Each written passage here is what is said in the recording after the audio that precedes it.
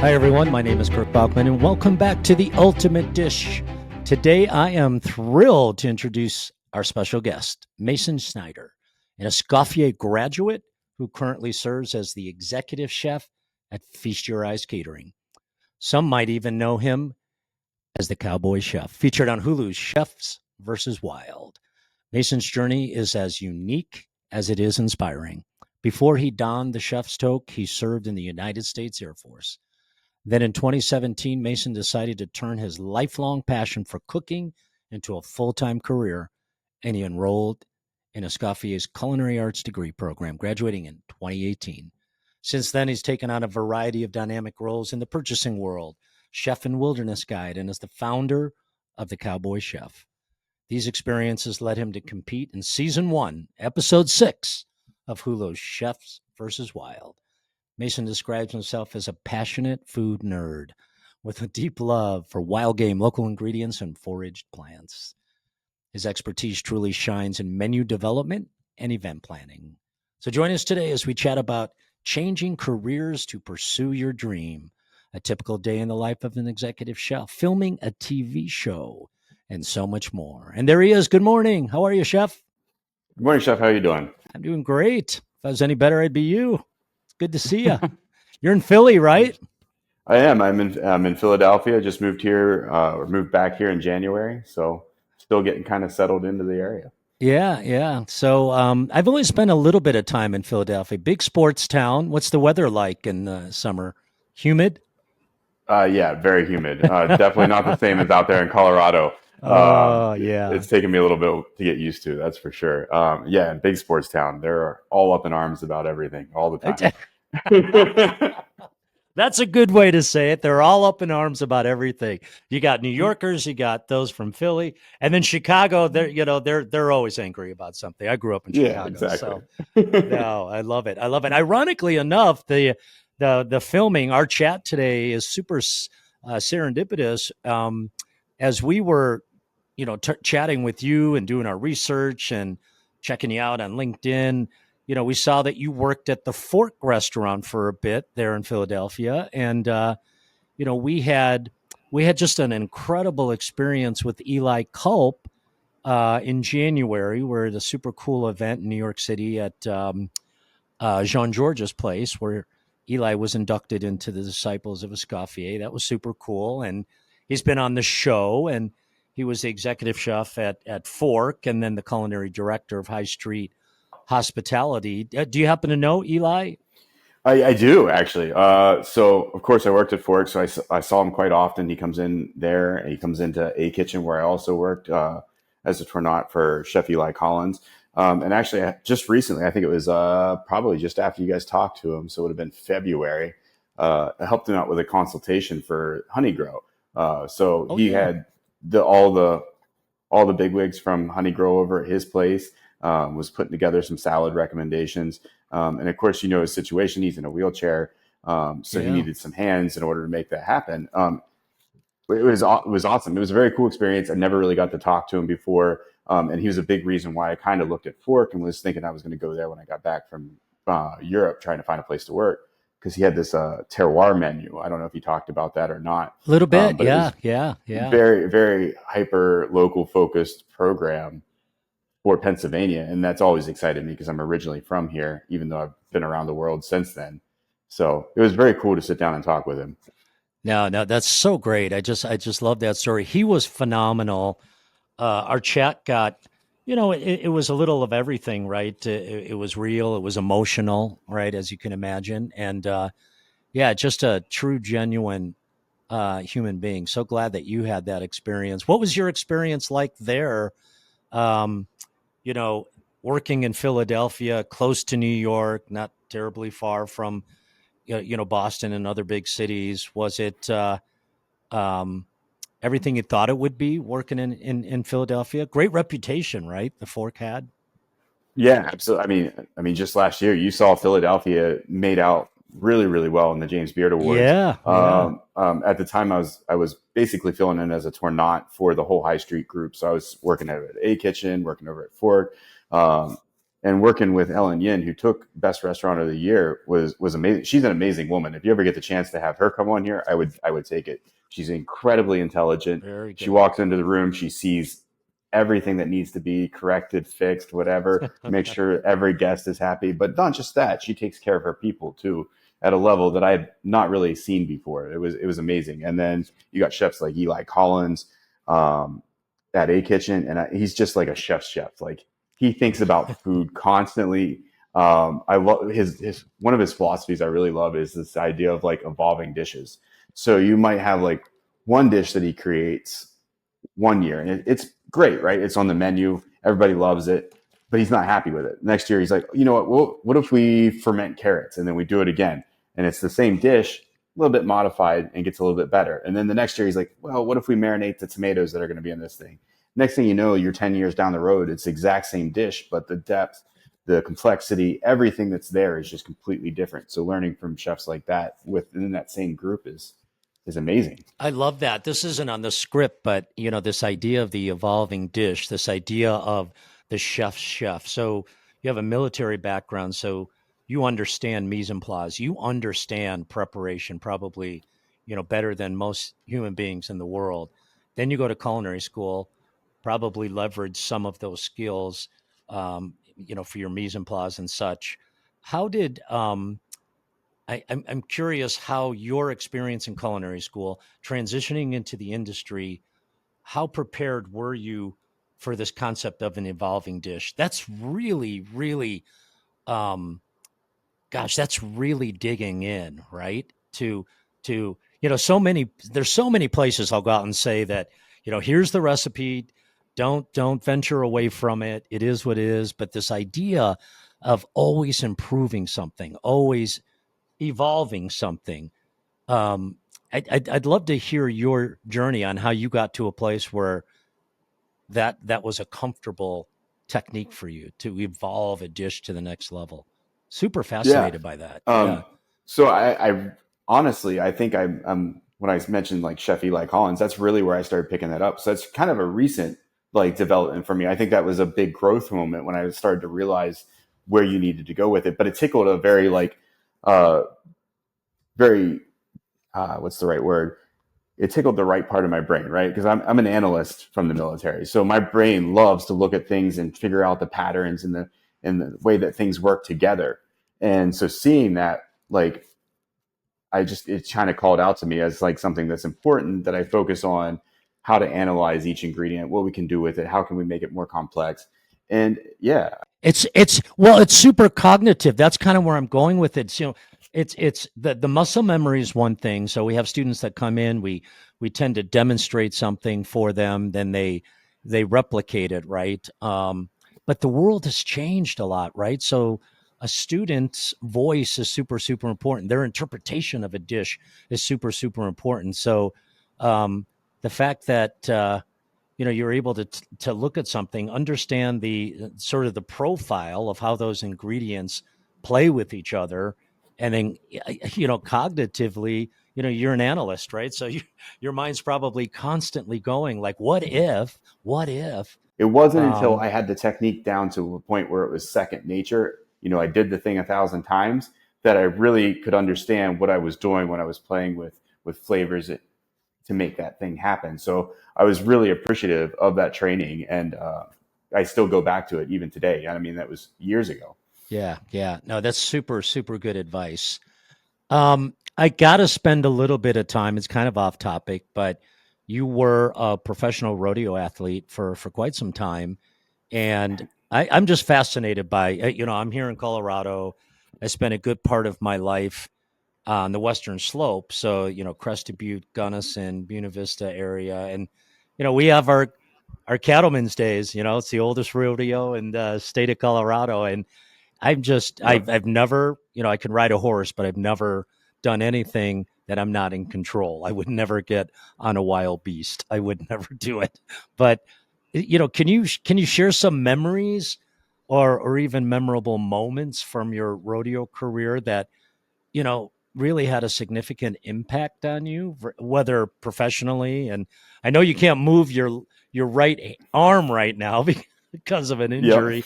But yeah, tell us about that. How'd you get into that, and why is it so special to you?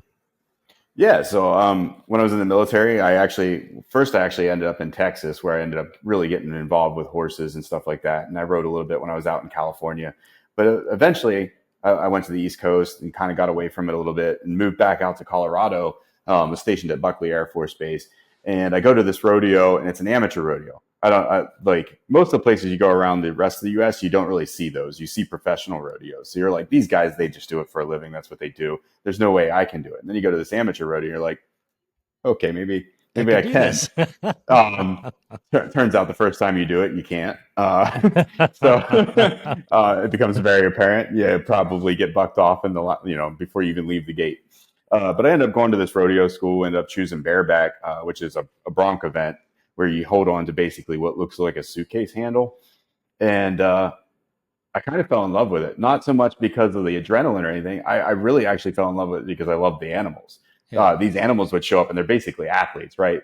They're like the same as if you were going to a baseball game and it's that guy or this guy, right? So I knew the names of the horses. They were, I was fanboying a little bit over them, like, hey, you guys are awesome. Um, but they all have their own personalities. Like some are like cocky when they show up into the gate and they look at you and they're letting you know that this is probably not going to go I'm well. in charge. Yeah.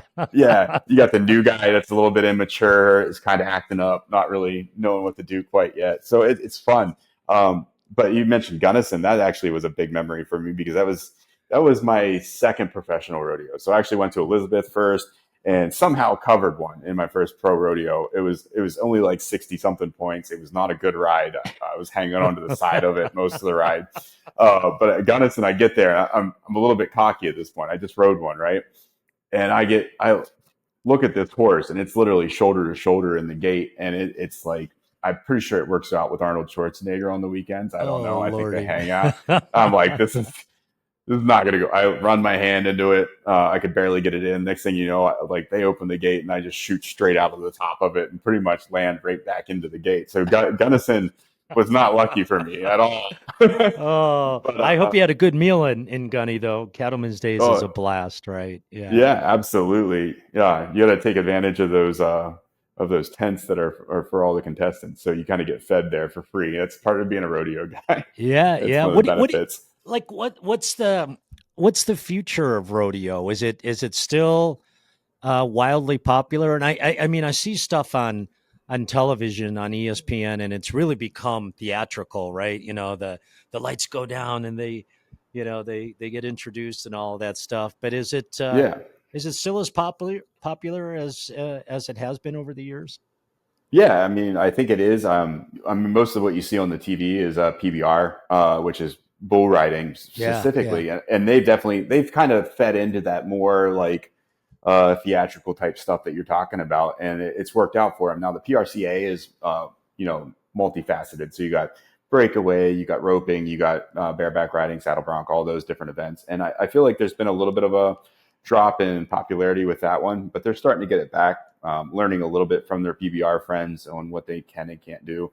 And they've also opened up a few new events. Like they just opened up Breakaway, which is mostly a female dominated event in the rodeo, which is great because before they were only doing barrels. So this really gets them more involved, which I love. I love the fact that we're becoming a more diverse population there. I love it. We have not talked about rodeo on the Ultimate Dish before, so this is a first. We came close, several episodes ago. We had Brian Malarkey, Chef Brian Malarkey, out of San Diego, but originally he's from Eastern Oregon, and his family. He grew up on a ranch, and his family still has a ranch. In fact, he just opened up a restaurant in Bend, Oregon, with his brother, who is a rodeo cowboy. I love Very it. nice. Thanks for sharing that. It's kind of surprising though. Like it's surprisingly like because of the fact that when you're hanging out at a rodeo, you have all these people that are very involved in the agriculture community. So you're talking about Yeah, yeah. like ranchers like that, and you're talking about farmers and stuff like that. So I think a lot of the reason that I went back into culinary was because of rodeo. Because I was still in the military at the time when I got into it. I got into it very, very late. I was like 28 years old when I started riding. Um, But while I'm there, I'm a farm kid by nature too. I grew up in Pennsylvania farm fields. So I'm sitting there talking to them, and I get really fall back in love with ingredients at that time because I'm talking with these people that are very passionate about what they do. They're passionate about how they raise their cows. They're passionate about how they're growing their grains or whatever it happens to be. And it made it a very easy transition to be like, hey, I want to go to culinary school again. No, that's super cool. We have a great relationship with a gentleman by the name of Farmer Lee Jones. He has a farm in Huron, Ohio called the Chef's Garden. You've probably heard of it, and I have, yeah. yeah, and so Farmer's a good friend of the school. In fact, we had a big webinar last night with a bunch of students and him. We do it every 6 weeks, and and I talked to Farmer this morning. Probably three out of every 7 to 10 days, we jump on the phone. And to your point, for him it's all about food, it's all about vegetables, it's all about supplying the best product that he can for chefs around the country. But when he's not having that narrative, he's on the other side of the farm taking care of his Clydesdales. I mean, it's all about, I mean, it's his passion, it's his Yeah. it's his love, right? And yeah, really really really cool story. Let me jump a little bit into, if you're comfortable with it. Such a fascinating background. So we've talked a little bit about cooking in Philly. We've talked a little bit about you know your rodeo career, but for over a decade, you were an analyst for the United States Air Force, and I know that we can't talk too much about it, but I'd love to know um, if joining the military was always a passion of yours, a dream of yours? Is it something that ran in your family? And then maybe segue into what you can talk about in terms of the unique role that you had in the military as an analyst, because I'd love to just fold that into how your mind works as a chef now as well, having that analytical background. Yeah, so I feel like was always kind of a done deal. When I was a kid, I was absolutely fascinated with jets. I thought they were. I had posters of them up everywhere. I couldn't even help myself there. I loved the F-16. I thought it was a sleek looking plane. But anyway, so I ended up going to JROTC when I was in high school. At the time, I was actually working as a cook for a ski resort at the same time. So it'll come tying back in a little bit later. Uh, but yeah, it was a done deal. My dad was a military contractor. He wasn't actually in the military himself. He worked for General Dynamics at the time, and I think everybody thought I was going to go to become an officer and go to college. But if I'm being completely honest, I was a little burnt out from school. I was a decent student. I just didn't want to do it anymore. Is what it came down to. Had scholarships for Texas A&M and a couple other Norwich University, a couple military schools specifically. Um, but yeah, I just didn't want to do it. So I go see the recruiter. Next thing you know, I'm in the Air Force, and lo and behold, the Air Force sends me to college. So they sent me to the Presidio Monterey for language, and I end up learning Spanish, which is super helpful now. But at the time, I hated it. I wanted to be Arabic or Pashto or Farsi or some language that I've never even heard before, you know? Yeah, yeah, yeah. Uh, and eventually I end up cross training into what's called a cryptologic fusion intelligence analyst, where you basically take data from a bunch of different raw sources and you're going to figure out how you can make a report that's going to deny or degrade operations for your adversaries in some way or form. That's the textbook's answer with trying to be like safe about it, because otherwise I might have some people in black suits show up through the door here in a Yeah, yeah, yeah, yeah, yeah, yeah. minute. And then they'll come looking for me as well. Yeah, absolutely. But I I don't mean, know one of the him. things, um, but it was still a cool experience because I mean, I did get to go to the Middle East and got deployed and try some things there, and having baklava for the first time when it's not like super dry is awesome. Oh yeah, yeah. Or you have shawarma, or you have go to an Egyptian restaurant and you have the large maitre d' yelling at you. You need to come to my restaurant. It's the best. And him taking care of you and trying different versions of coffee that you've never even had before. It was quite the experience, and it kind of like grew on me. And it was towards the end of my career, so I was starting to get burnt out from the military. And with the rodeo thing going on, with seeing food from around the world, being this farm kid, I start looking at culinary schools, and so it was a very easy transition for me. And then you also got the analytical side of it. So I think I'm going to be able to satisfy my brain by going into this new career field, because if you think about cooking, it's not just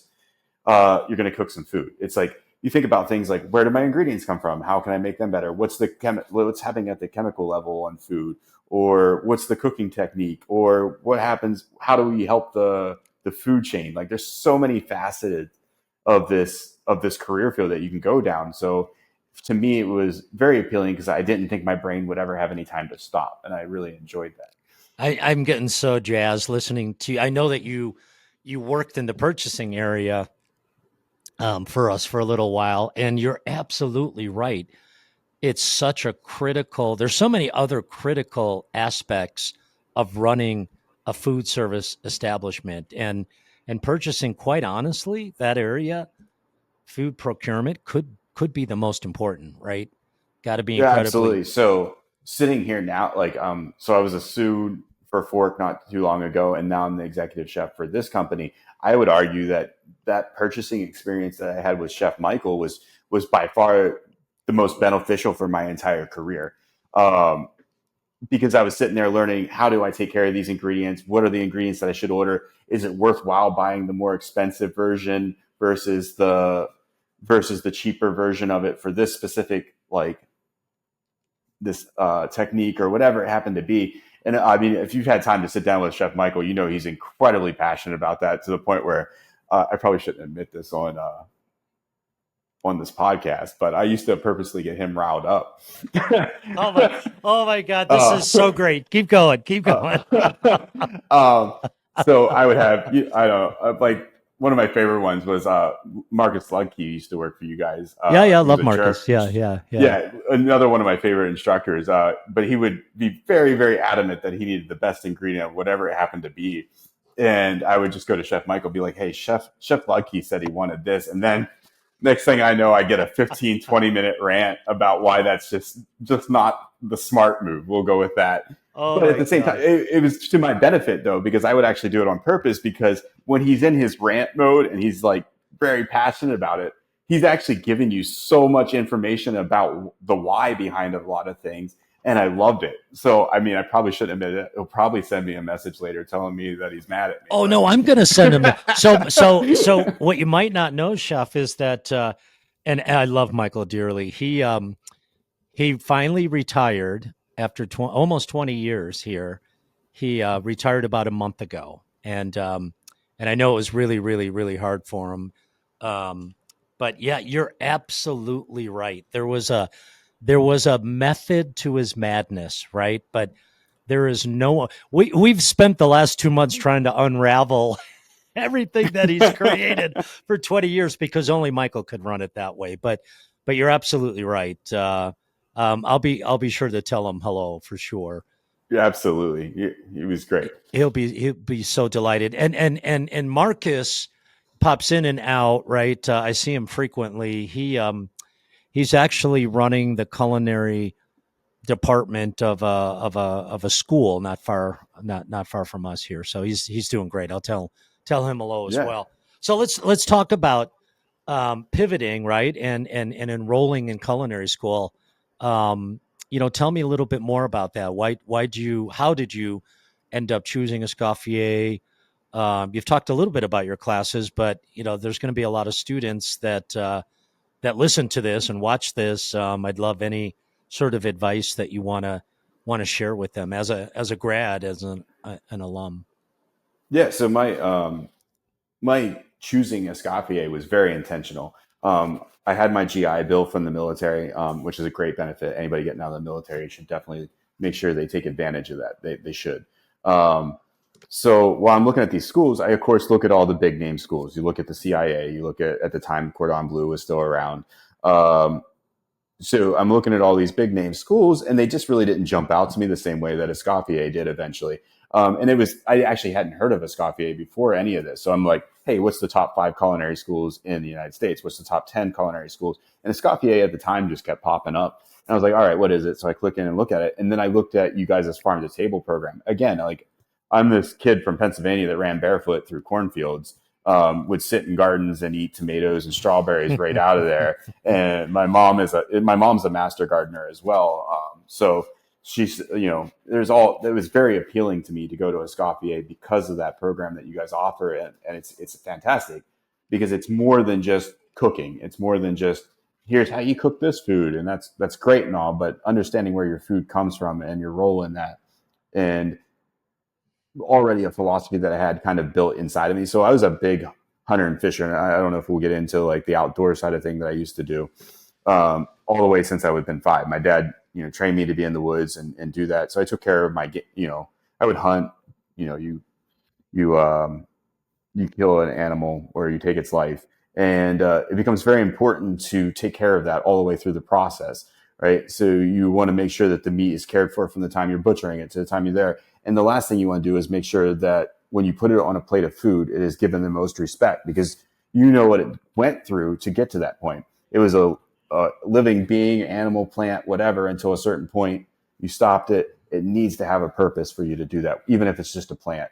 And that philosophy, I think, actually comes through with the school without intentionally doing so. No, well said. Stephen Knowles just walked by. You probably remember him. I He do. owns the farm, right? Yep. Three Just about an sisters. hour Yep. north. Yeah, yeah. I'll make sure to say hello. In fact, he walked by and held up a dozen eggs from his chickens just to make sure I wanted them. So he puts them outside my office there. So I love that. Let's yeah, we're definitely going to come back a little bit to the hunting and your passion for the outdoors. I love that. I wanted to. I didn't realize that you spent some time at McGrady's um, with Sean Brock, and I'm a big fan. About it was probably 2 years ago. We took about 100 people from the company to Nashville, and he had Audrey was probably open maybe for 6 months or a year or something like that. So Yeah. Very recent. yeah, he yeah, we bought out the restaurant just for Escoffier, and he came in and he cooked our meal, and he couldn't have been more gracious, and it was really spectacular. And I didn't know that much about him then. Then I watched the Netflix sort of show, and I learned a little bit about his personal life and addiction and all that kind of stuff, and loved him even more. Right? Tell me about McGrady's and Charleston, which is one of the coolest food communities in the country. Right? Yeah, absolutely. McCready. So I actually got familiar with Sean Brock back when he was on PBS. There used to be a show called Mind of a Chef. I think they've Yeah, yeah, taken it yeah. off. I was infatuated with that show, for lack of a better word. And he was always on it, and he's talking about seed saving.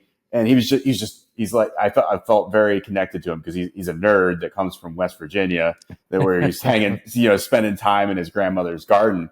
And so, I'm wrapping up my time at Escoffier and trying to figure out where I wanted to do my externship. And it was just something that I had to do. And I applied 3 times for the externship at McCrady's. The first time they just flat out ignored me. They were like, "No, never mind."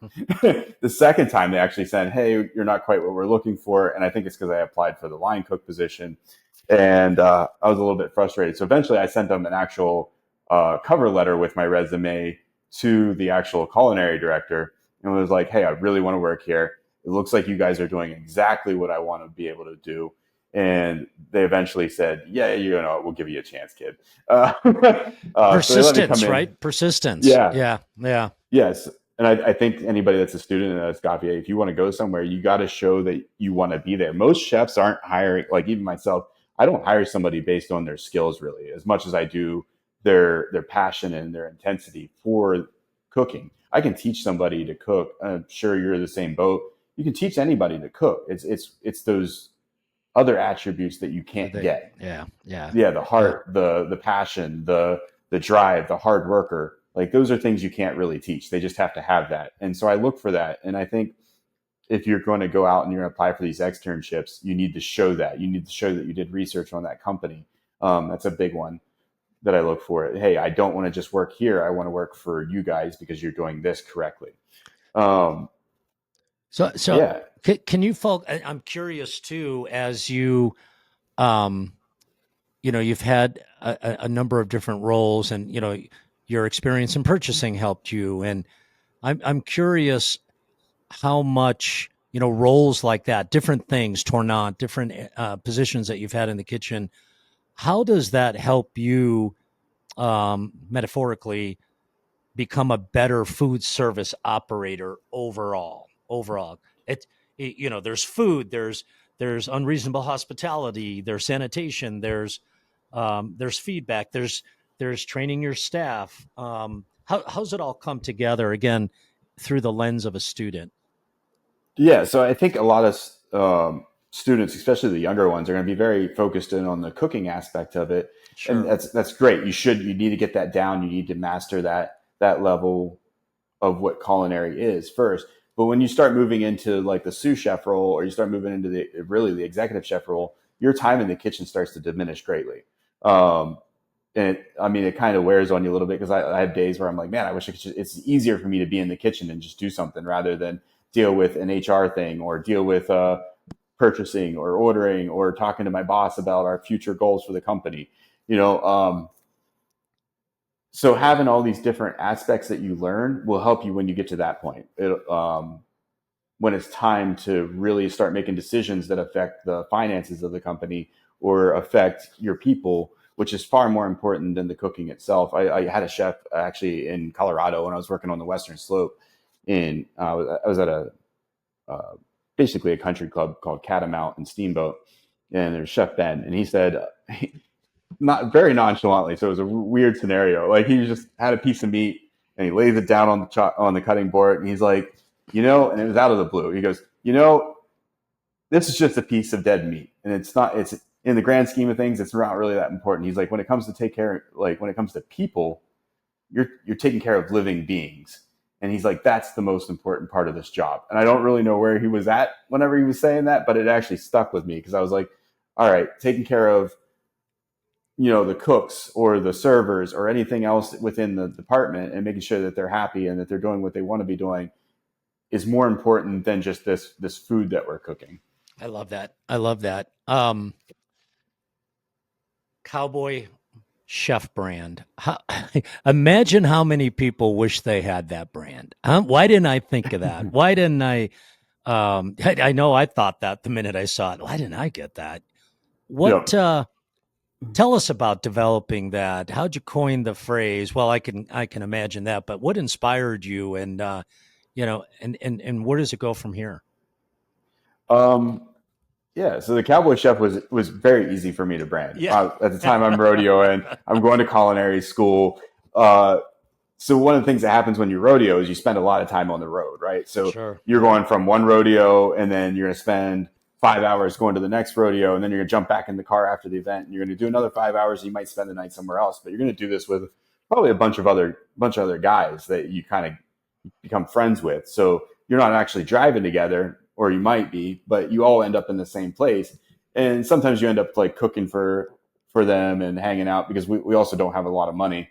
Most you only get paid if you win. That's the one thing about rodeo. Yeah, I was going to ask about that. That's rough, right?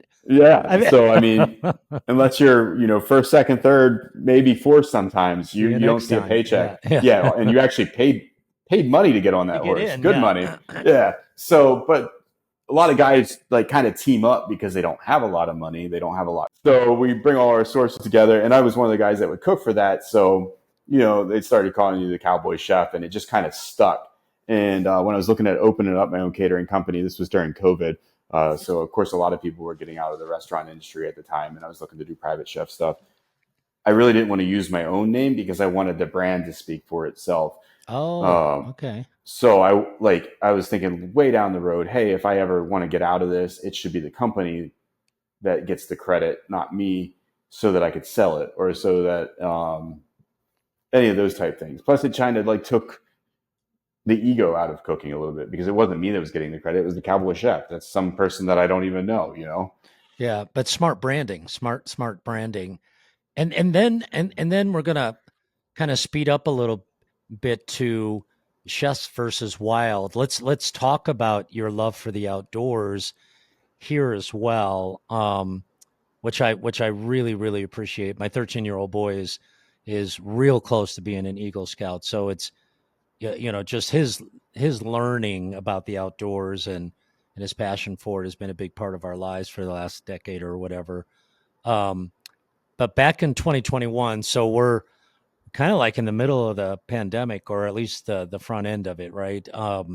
You're featured on Hulu on Chefs versus Wild, and I mean, again, how does how does this opportunity drop into your lap, and how did you prepare for it, and maybe give those who haven't watched it a little background on your episode in particular, which I watched before we chatted again today, by the way.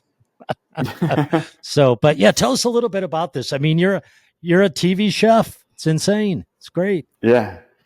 So again, we were to go back to Catamount actually, and we got this opportunity because it was during COVID. Yampatika is a program out there that does foraging. They teach foraging. Absolutely recommend checking them out while you're over there in Colorado. It's an easy skip over the mountain.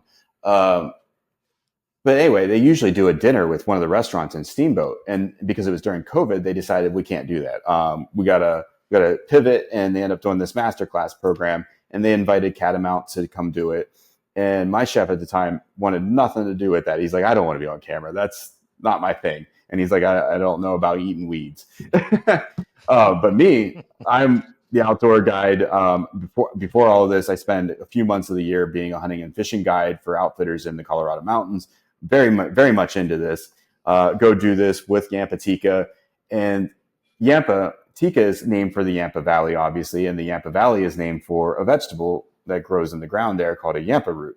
Well, I ended up discovering, or not really discovering, the flavor on this Yampa root from the people that were teaching us how to forage, and it's amazing. It's basically like a very sweet parsnip, and I ended up making gnocchi out of it. Well, everybody thought that was like one of the most amazing things. To me, it was, again, that analytical side. I was like, hey, it's a starch. You can do starchy things with it. You just go down that route. Just made sense. Yeah, exactly. But it turned out it was beautiful. It had a bunch of flowers in it, so you had like wild chai blossoms, some violets, and stuff like that. And then the broth was made from stuff like nettles and mushrooms that we had foraged, and it was a huge hit. And so the show calls me up out of the blue and says, "Hey, we were looking at your Instagram. We'd really like for you to consider this opportunity." And at the time, I was like, well, yeah, why not? So we end up planning for it. It takes about a year from the time you start getting the phone call until the time you actually go for the TV show. Before this all hits, it's just started my own company. So I'm going off catering and doing all this stuff. Finally, we get to the point where the TV show happens, and I fly up to British Columbia, the Sunshine Coast. There's no sunshine at the Sunshine Coast. No, there's not, but it is beautiful. It is. It is gorgeous. Yeah. So fly up there and end up getting on the show. It is in the peak of quarantine, so we had to quarantine for a week. And when I mean quarantine, I mean for real. Like, we were only allowed out of our hotel rooms for an hour.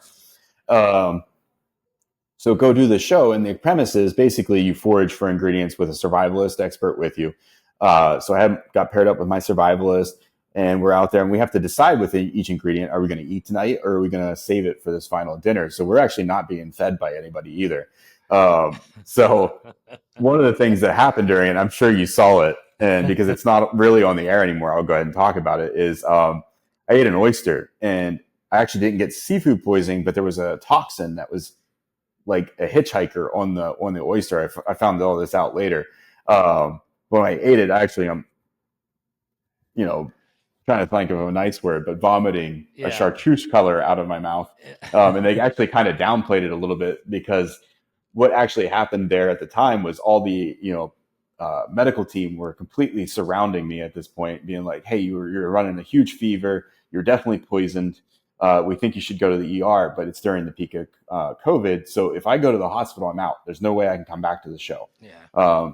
And I don't want that. So eventually it gets to the point where the director, and I can't remember his name, but he was also the director for Naked and Afraid.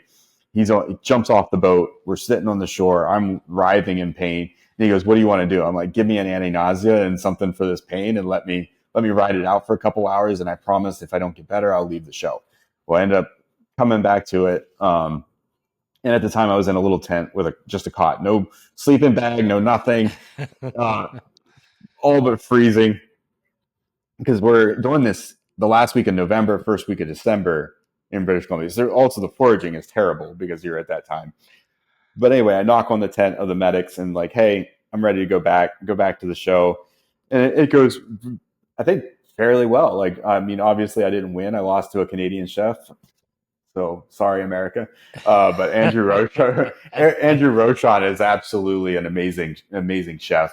He does the whole outdoor stuff as well, and now he's the head of a catering company out of Montreal as well. So Oh, really? it's kind of how we paralleled each other You the guys whole stay in time. touch a little bit, or Every once in a while, yeah. I mean, we talk more about guiding and hunting and fishing than we do cooking. Yeah, I'm But having yeah, oysters tonight. I'm going to tell you.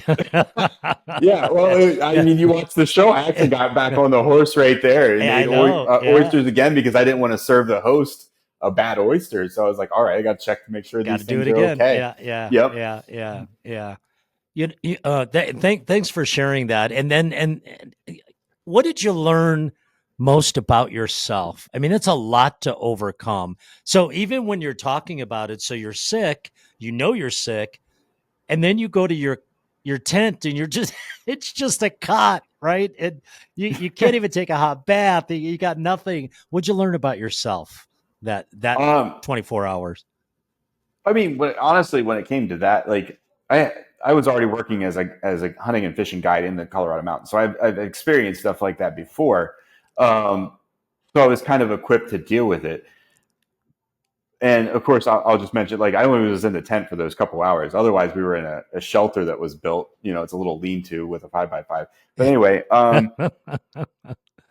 I think what I learned, like, I think I'm gonna, if you're okay with it, I'll speed it up a little bit to what I learned from the show. What I learned from the show is what it was probably the most pivotal point in my entire culinary career because that's when I decided what my food was going to be. At the end of that show, I knew exactly what it had to be and what I wanted to do with it, where I wanted to go with it, the message that I wanted to send to everybody else when I cooked.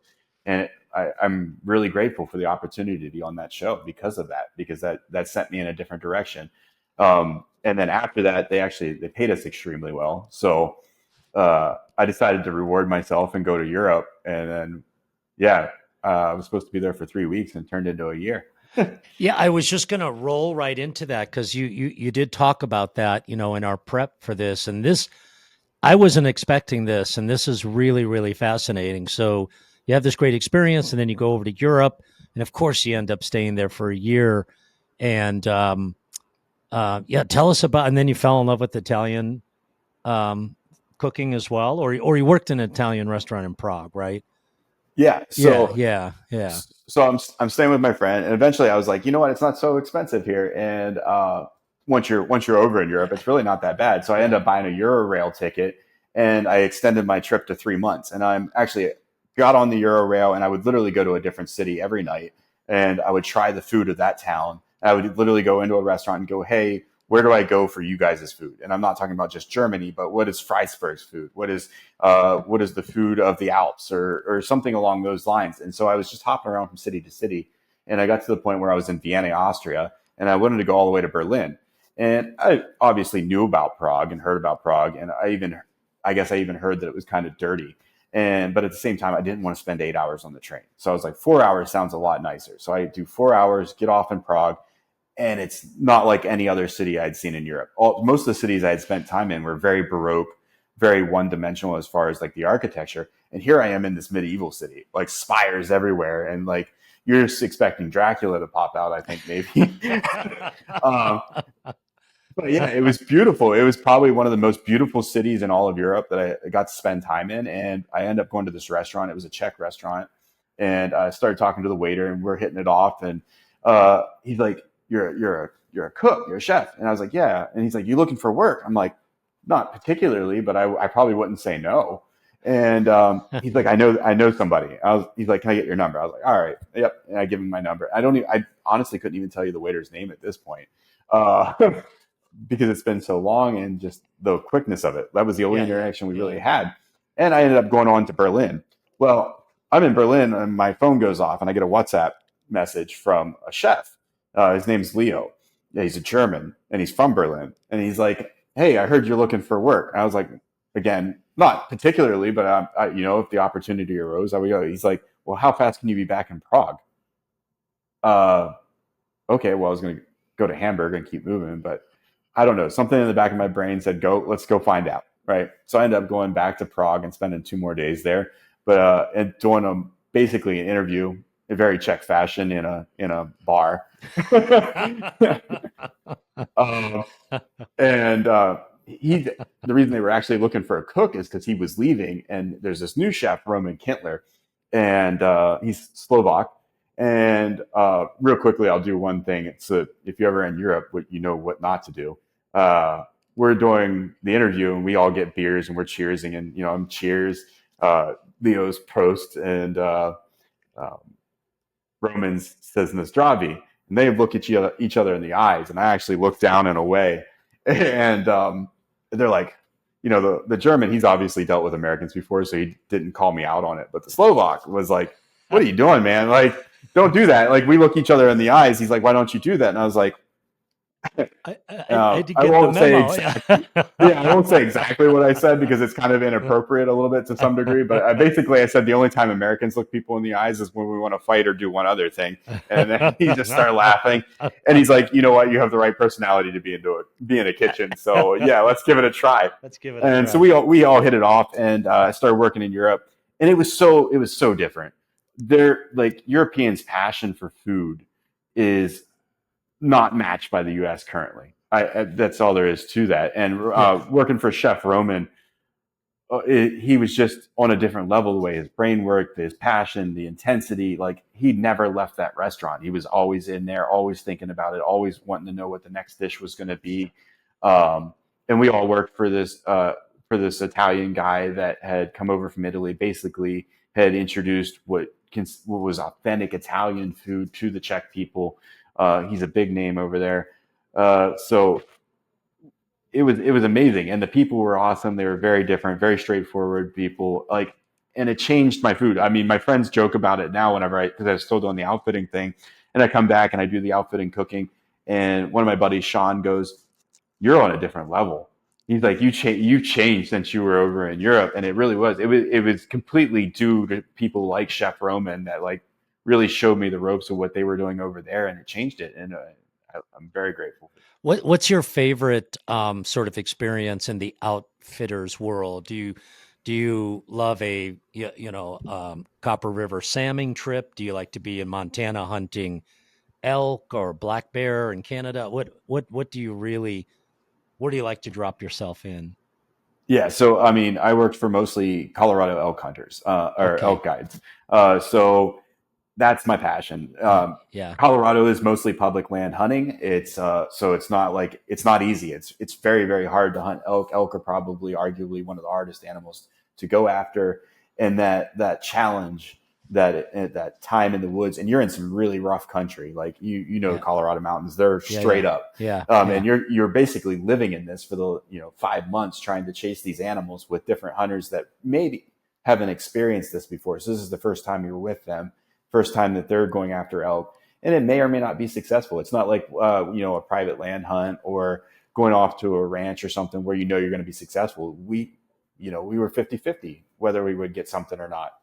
Yeah. Um, It's interesting being from Pennsylvania, and Pennsylvania, they're big hunters. They're um Huge. Yep. my family's been in the hotel business, and that Gunnison, Crested Butte, Buena Vista area. So for years we've hosted hunters, from late August through November, depending on what season. And boy, I don't know that I ever saw. So you have this type of personality that comes in from Texas, right? They have a certain way that they, kind of like to hunt.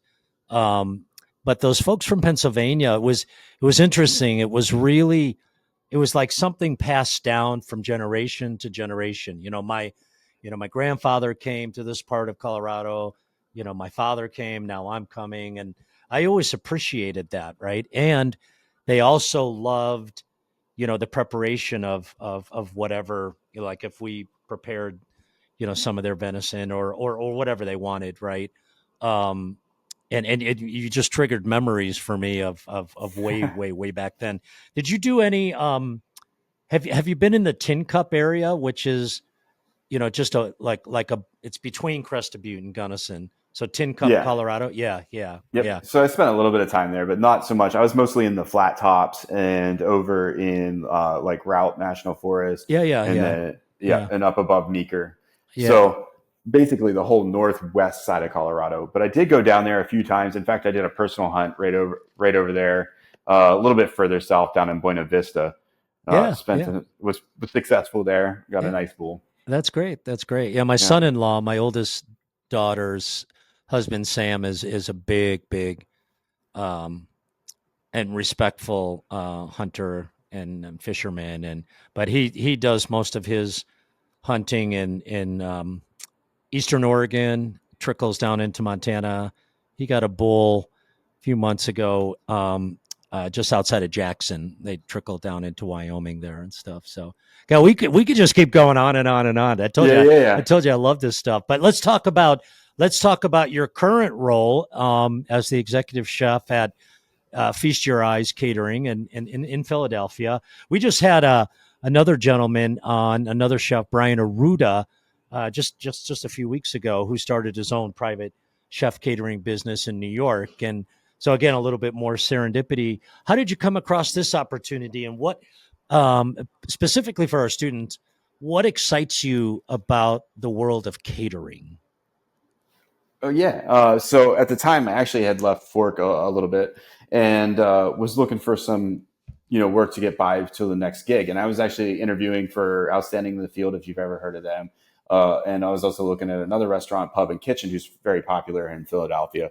And both of them, we were in the interview process, but both of them had these huge breaks in between them before I would actually start my role with them. Okay. And I'm still debating which one I'm going to go to. And I was very honest with both of them. So I think the relationship there is still good.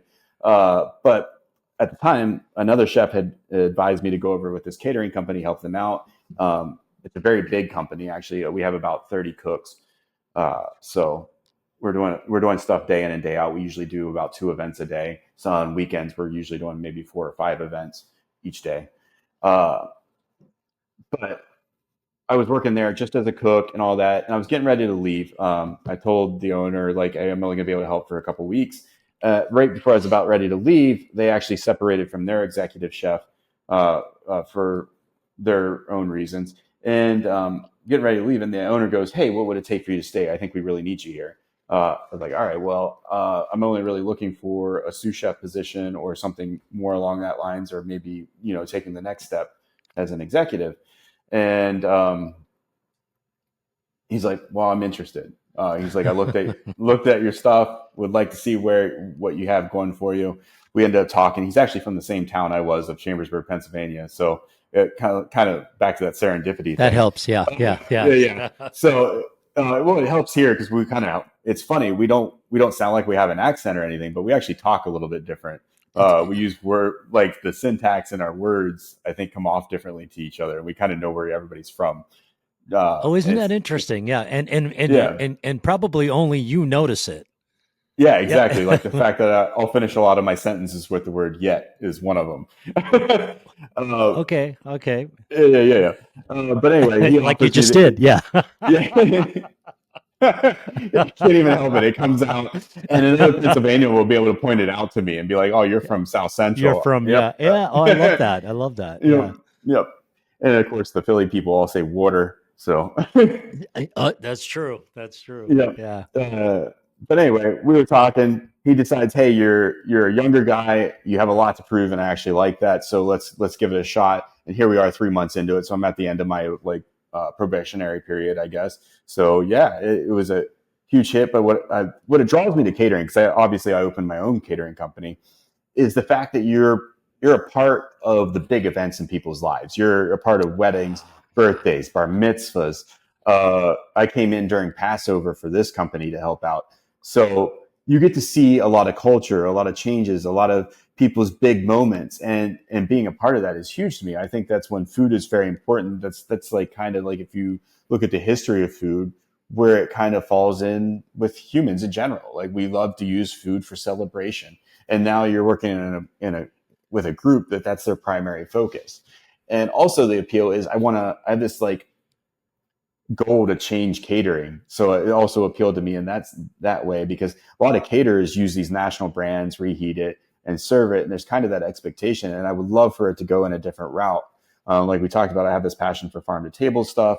I'm a farmer by trade. Love talking with them. So now, while I'm here, part of the reason I'm tied to it is I'm back home, back where the farmers that I know, and I can get them pulled into this catering side and really change the industry by saying, all right, we're not going to just get our food from, Cisco. We're going to get it from Lancaster Farm Fresh Co-op. We're going to get it from the Green Meadows, which has been a supplier for Philadelphia for a long time in farmed ingredients. We're going to get from Philadelphia suppliers, like we get our dim sum right here in Philadelphia from Chinatown. All these different local purveyors. We're going to go back to High Street, which is the group that I was working for our bread, or at least we're in that talk right now. So I'm very excited that we're moving catering from this idea that it has to be just okay food to get by to something better, something more fresh, something more local, and keeping the money basically here in this industry. Yeah, I love that. I love your comment too about being a part of people's special moments and stuff. That's really, really, really well said. Um, what's next for Chef Mason?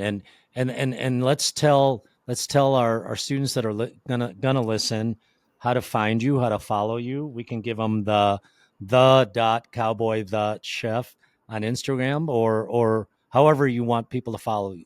But what's next? What's next for Yeah. you? So what's next is I'm very dedicated to settling into this role for Feast Your Eyes Catering. So I love the ownership. He's very ambitious. He says he wants to be the catering company that national companies all look at.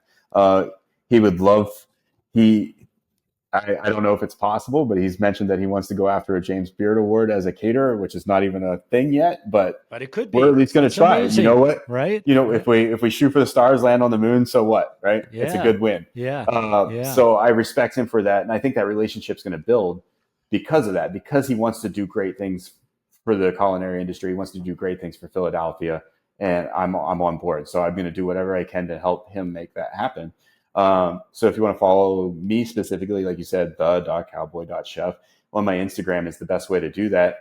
And I mean, follow feastyoureyescatering.com, or like our Instagram is the same thing, Feast Your Eyes Catering. Our Facebook, it's all on there. And if you don't mind, I'll put a plug in there. I'm always looking to bring in cooks. So, if Escoffier grads want to come see me and work with me, and I would love to have them. So go ahead I and would love that. send me an email. I was going to ask that next. I'll send you the email myself. We have plenty of grads in the eastern part of the United States for sure. So, but I'm Yeah, not we'd going to love. I can't let you go yet because I Okay. can't wait to hear the answer to this because it's going to have a little of everything we've talked about. So, the name of the podcast is The Ultimate Dish, and I never let anyone go until they tell me what their ultimate dish is. Now, this could be a memory.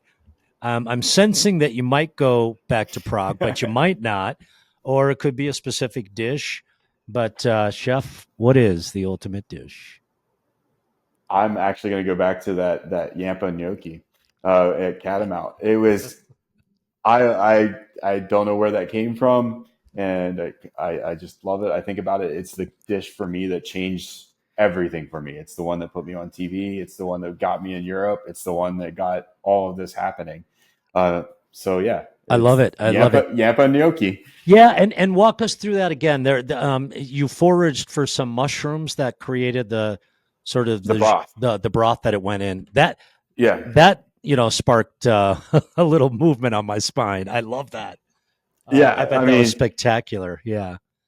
yeah, it was so cool to be able to use these plants. I would love to look somebody, I mean, this is probably a whole nother topic and I probably should avoid it, but I would love for somebody to start looking at some of these things that we forage as foragers and figure out how do we domesticate them and introduce them to the whole world as plants that are from North America. Of course, already 60% of plants used in cooking come from the Americas, South or North America, or some odd number like that. But we have more to offer. And I think that's something that's going to distinguish our cuisine different from everybody else's around the world. I think that was a great idea for another podcast. So Yeah. so stay tuned, everyone. Stay tuned. Chef, thank you so much for joining us. We We appreciate you. Congratulations on all the success, and we wish you future success. Keep us posted, and I'll reach out about trying to get you guys some help. Appreciate it. Thank you, Chef. Thanks for having me. Loved it. Loved Escoffier. Can't wait to come back and visit. Thank you for listening to the Ultimate Dish Podcast, brought to you by Auguste Escoffier School of Culinary Arts. Visit escoffier.edu/podcast to find any materials mentioned during the podcast, including notes, links, and other resources. And if you can, please leave us a rating on Apple or Spotify and subscribe to support our show. This helps us reach more aspiring individuals ready to take the next step toward their dream careers. Thanks for listening.